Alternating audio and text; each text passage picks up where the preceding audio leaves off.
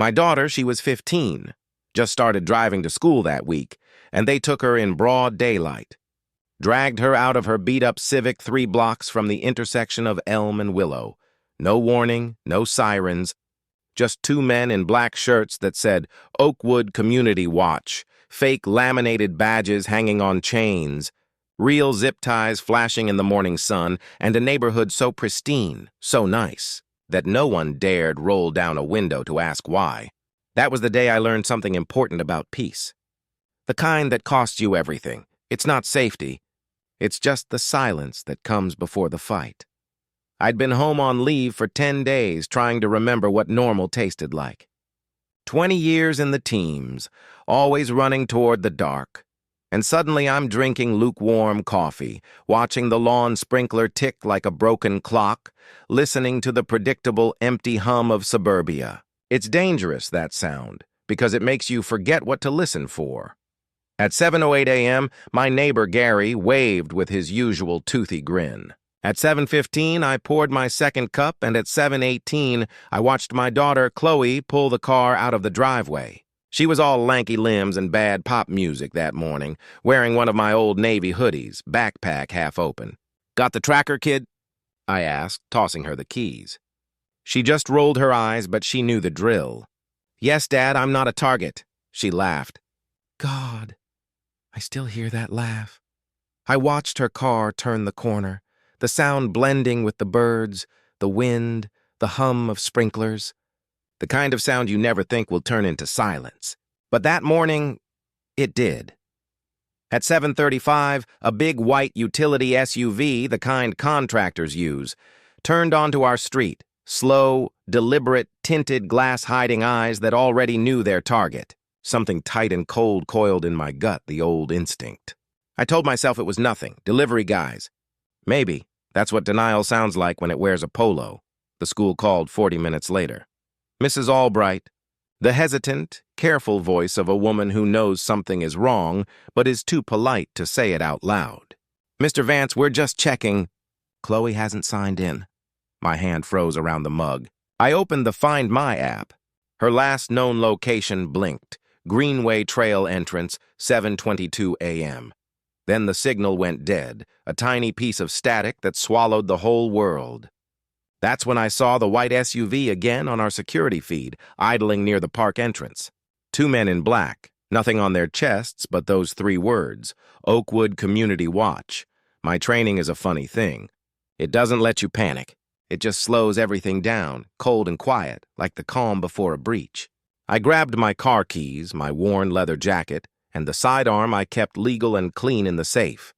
Habit, not choice. I drove from my driveway to that park in 4 minutes flat. I didn't remember the lights or the turns, just the noise of my tires clawing at the road. I found the two real HOA guys near the gate, sipping coffee beside a golf cart labeled HOA Patrol. I pulled up hard. White SUV, two guys in black shirts. "Did you see them come through here?" They exchanged a blank, bored look. "Might have been Community Watch," one of them drawled. "They do rounds through the trail." Rounds, I thought. "They detain minors now?" I stepped closer. "You're going to wish I didn't ask twice." "Which way did they go?" "They cracked fast. Backlot, maybe maintenance access. That's all I needed." The back road was empty. No witnesses, just the wind moving through the cottonwood trees. And then I saw it. A trail of fresh tire marks cutting through the dirt, and beside them, lying in the grass like a piece of the world that didn't belong there, Chloe's backpack. The strap was torn. Her phone was inside, screen cracked, still warm. I played the recording. A muffled scuffle, a frightened breath, and that calm, methodical voice. Compliant individual secured. I didn't call the sheriff. I knew the answer. No patrols logged. I looked down the road where the tire tracks disappeared behind a new chain-link gate, a new tight padlock. And I said it out loud, a promise whispered to the dust. "You picked the wrong kid." I drove back, opened the laptop I kept in the trunk, old habits die hard, and tapped into the county's open traffic feed. I traced every white utility SUV that passed that corridor. 4 registered, 1 blank. No plates, no registration, just a shadow. That's when I called my old teammate Marcus. I need the feed from every smart pole near Oakwood. Timestamp 7:15 to 7:30. White SUV. No plates. You think this is law enforcement? I told him. I think it's pretending to be, Marcus called back in 20. I got it, Jack. Passed the south camera at 7:20. Markings on the side read Oakwood Compliance Unit, not a state contractor. No record. Turned east onto Perimeter Drive 5 minutes later. Jack, what the hell is going on? Perimeter Drive. That led toward the industrial zone, empty warehouses, storage yards. The perfect place for people who don't want to be seen. I checked my field kit, utility blade, compact camera, gloves, and the Glock 19. The metal felt colder than I remembered. They thought they'd taken a girl. They didn't know they'd started a war. The perimeter of the lie was the front gate. Harmless, neat brick columns, a camera dome. The HOA's website claimed the compliance unit, operated with community authorization to ensure safety and order. The same slick language tyrants use when they want to sound civilized. I drove straight up to the gate, walked toward the two men in black polos. No hesitation. Name's Vance. My daughter was taken this morning by men wearing your uniform. The taller one glanced at his partner. Sir, if you've got a missing person, you should contact law enforcement. I did, I said. They're not the ones pretending to be police. That hit. Just then, a third man appeared from behind the guard shack. Older, heavier, with mirrored sunglasses and the smug ease of someone who thinks he owns the ground he's standing on. Victor Sterling, Director of Compliance. Everything all right here? He asked, voice smooth, practiced. He extended a hand like this was a business meeting. I didn't take it. I'm looking for my daughter, taken by men wearing your insignia. Ah, he said, like I'd mentioned a misplaced parcel. Unfortunate. But I assure you our officers don't engage in... Your officers? I cut in. You just admitted you have them. Where's your legal license to detain civilians? Where is it filed? He paused, one beat two. Then he did what every small-time tyrant does when cornered. He got arrogant. Sir, you're on private property. I'm going to have to ask you to leave before this becomes a problem. It already is. He took a step closer. You're trespassing and you're impersonating a federal agent. That's when his smirk faltered. I moved first. 3 steps, 1 motion. I grabbed the wrist of the nearest guard, twisted, drove my palm into his chest, pinned him against the post. No wasted effort, no noise, just control. The second guard lunged. I pivoted, used his momentum, and spun him down hard onto the gravel. Enough! Sterling barked. I pulled out my phone, hit record, and pointed the camera straight at his face. Say that again. Tell the camera I'm trespassing and that your officers didn't take my kid. He forced the smile back. You're making a mistake, Mr. Vance. No, I said quietly. I'm correcting one. Here's the part where you tell me where they took her. Neither of the downed guards spoke. You need to calm down, Sterling tried again, salesman calm. You're scaring people. Good, I said. Fear's the beginning of truth. He tried one last time. Leave before you do something you can't undo. I met his gaze. That's the difference between us. I undo things for a living. I let go of the guard and walked away. Not running, just walking. Behind me, Sterling called out, You can't fight the system, Vance! I didn't look back. Then I'll burn the system down, I said, mostly to myself. By 2:00 p.m., the local news had run Sterling's face under the title, Community Leader Threatened, and the school had gone into full lockdown, citing a domestic disturbance involving the Vance household. Sterling wasn't hiding his guilt. He was isolating me. If he couldn't stop me, he'd make the world stop listening. Later, I was across the street when a marked sheriff's cruiser rolled up. Deputy Kyle Harding, a decent kid I'd met at a veterans fundraiser, approached. Jack, we got calls about you showing up at the gate. Good, I said. Means Sterling's nervous. His men did it. He's covering it up. Kyle frowned. You're saying he's responsible for a kidnapping? I'm saying his men did it. I have the video. Kyle watched the short clip, the guards, their uniforms, their words. That's not law enforcement gear, he admitted. But Sterling, he's connected. HOA board, zoning, even the mayor's campaign fund. He's not just some wannabe cop. Just then, my phone buzzed. Blocked number, Sterling. Mr. Vance, a courtesy call. You've caused quite a disturbance. The community is very concerned about your instability. Where's my daughter? A soft chuckle. You should focus on your own behavior. Words like kidnapping can be dangerous, especially when schools start asking questions about your mental state. I think people fear chaos more than they love truth, Jack. And right now, you look like chaos. The line went dead. He was right. People fear chaos. They just never met mine. By dusk, the sun was a copper line over the rooftops. Larkspur Industrial Park, a place forgotten, quiet, except for one section, Lot 17.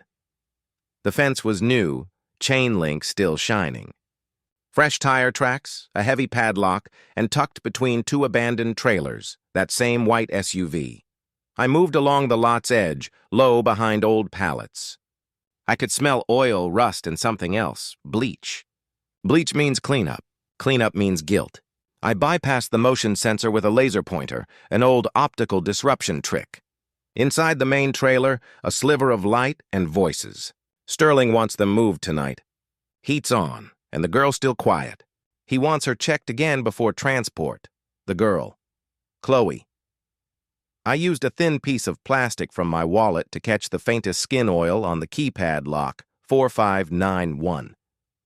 Door clicked. Inside, bare bulbs, gray walls, rows of filing cabinets. I found the archive. Oakwood Compliance logs.zip. 5 years of surveillance, arrest records, profiling. Tags like non-compliant, re-education, and a terrifying list of names. One wasn't crossed out. Chloe Vance, pending transfer, then boots. 2 sets. I ducked behind a cabinet, pulled the Glock, kept it low. The door creaked open. One man walked toward the desk, the other toward the back. Our eyes locked for a fraction of a second. I swung the butt of the Glock into his temple. One clean strike. The second man spun. I lunged, twisted his pistol from his hand, slammed him against the wall. Where is she? South trailer. Second unit. Rear door's unlocked. He coughed. I cuffed him with his own zip ties and slipped out. But then the voice, amplified. Mr. Vance, you shouldn't be here. Every floodlight snapped on at once. The yard burned white. Sterling's voice boomed, leave now, and maybe this stays between us. I fired one round into the nearest floodlight tower. Glass exploded. Darkness dropped into a semicircle around the gate. His voice stopped mid-sentence. The guards shouted, weapons drawn, scanning in panic. I moved low, silent, staying behind the flickering beams. Fallujah, Kandahar, now suburban America. I took down the remaining guards with simple, brutal efficiency. I wasn't here to kill unless I had to. I reached the second trailer. The handle was unlocked. Inside was dim, metal, bleach, fear, cages. One cage was still shut. And inside, Chloe. She was sitting on the floor, wrists zip-tied. But when she looked up, her eyes, my eyes, were steady. Dad, I'm here. I cut the ties. She threw her arms around me. For a second, the world stopped. No noise, no threat, just the sound of her breathing against my chest. Then, heavy footsteps. Move in, he's got the girl! I grabbed a crowbar and drove it into the thin back wall. Metal screamed. Chloe, go! She scrambled through the hole. I followed, ducking, just as a bullet tore through the siding. Sterling was shouting near the SUV, gun in hand, face red with pure, impotent rage. You don't know what you're doing, Vance. This isn't what it looks like! I raised the pistol I'd taken. Then you picked the wrong lighting. He fired first. Missed. I returned one round, aimed low. His gun flew out of his hand, skidding into the dirt. He dropped to one knee, clutching his wrist. I walked toward him, slow, steady. You think this ends with me? He sneered, teeth bared. I pressed the muzzle to his temple. No, it starts with you. Then I heard Chloe behind me, her voice small but strong. Dad, don't. It pulled me back like a rope. I lowered the gun. Good men end wars, I said quietly. Bad ones start them. I grabbed Chloe's hand. As we reached the road, sirens were growing louder. Real sirens. Sheriff Harding's cruisers. I looked back. Sterling was on his knees, broken power, but smiling. Because men like him never think they've lost. I realized saving her wasn't the end. It was just the opening shot. They put me in the back of a cruiser. The irony stung. I'd spent a lifetime fighting men who hid behind power. Now I was the one being dragged away under it. Sterling, arm in a sling, was already giving his statement to a camera crew that arrived faster than any deputy. Tragic misunderstanding. Distraught parent reacting violently to misinformation. Our community takes safety seriously. Harding slid in beside me. They're holding you. Sterling's pushing charges. Assault, trespass, property damage, and child abduction? I asked. He shook his head. Says there's no evidence. Claims you broke into a secured storage annex. My captain's already getting calls from the county board. He slid a flash drive across the seat. Off the record, Jack. Body cam feed from your extraction site. It's rough, but it shows her in that cage. That's enough to open a case. He paused. But Sterling's already filed a restraining order against you. Claims you're unstable. Press got the story first. One piece of truth against an empire of lies. Story of my life. I spent the next 3 days silent, holed up in a safe house. Marcus and I met at a roadside diner. He slid a folder across the table. Everything he could dig up on Sterling's operation. Shell companies, security firms, campaign donations. The compliance unit was part of a company called Sentinel Property Solutions. $950,000 in the last 3 years, Marcus whispered. All marked as community safety expenditures. $950,000 for fake badges and cages. That's not safety, Jack. That's infrastructure. He's building a network. I went back to the safe house. Sterling, I thought, was too arrogant not to keep receipts. I used my tactical laptop to find the back door into the HOA's portal. Admin login, V. Sterling. Default encryption key. Rookie. Inside, I found the archive. 5 years of surveillance reports, detention evaluations, and one final file. Sentinel Expansion Our Proposal.pdf. Not just Oakwood. 12 more communities, each with a compliance division, their own detention sites. A private militia built on HOA dues and fear. I copied everything and sent it to Marcus. You just lit a match under a dry forest, he said an hour later. Good, I said. Let it burn. At noon, Sterling's press conference hit every local channel. He stood behind a podium, arm in a sling, playing the victim. 10 minutes into his speech, every news feed flickered, static glitch. Then the screen cut to a different feed, surveillance footage from his compound. Cages, cuffs, files, the operations room, everything I'd recorded. Oakwood HOA internal security footage, property of Sentinel Property Solutions appeared at the bottom corner. Within minutes, the press conference imploded. Reporters shouted, officers rushed the stage. Sterling froze. His perfect smile cracked. By midnight, Victor Sterling was in custody, charged with unlawful detention and conspiracy. 2 weeks later, at the state inquiry, his lawyer tried to paint me as the unstable, hyper-violent veteran. Mr. Vance, you assaulted multiple personnel that day. I neutralized armed kidnappers, I said flatly. You broke into private property. I broke into a lie. He stepped closer. Is it true you fired a weapon that night? Yes, at whom? At the darkness between me and my daughter. I shot out the lights because people like him only know power when they can't be seen. When the questioning ended, I walked past Sterling. He leaned slightly, whispering as I passed. You think this changes anything? I stopped, leaned closer, and said softly, It already did. You're not behind a desk anymore. You're behind bars. I found Chloe waiting in the hallway. You did it, she said, smiling, small and real. We did, I answered. We walked outside. She slipped her hand into mine. Are you done fighting now? I looked at her, then at the horizon. Not done, kid. Just fighting smarter. Peace doesn't return all at once. It seeps back in, slow, cautious. Oakwood Estates is now Elm Creek Commons, with a new charter and a rule carved into the front gate. Authority isn't what someone wears, it's what they answer to. I still can't sleep through the night. Old habits. One night, Chloe came to my door. Do you think it'll happen again? Somewhere else? Maybe, I said honestly. There's always someone trying to play God behind a badge. But someone will stop them, she said. Someone will, I replied. And when they do, they'll have people like you watching. She smiled, nodded, and left quietly. I don't know where this story will end up. But I hope if you read it, you remember this. The law isn't a badge. It's a promise. And the simple truth is that justice, when it's real, doesn't shout. It stands, it stays, and it remembers.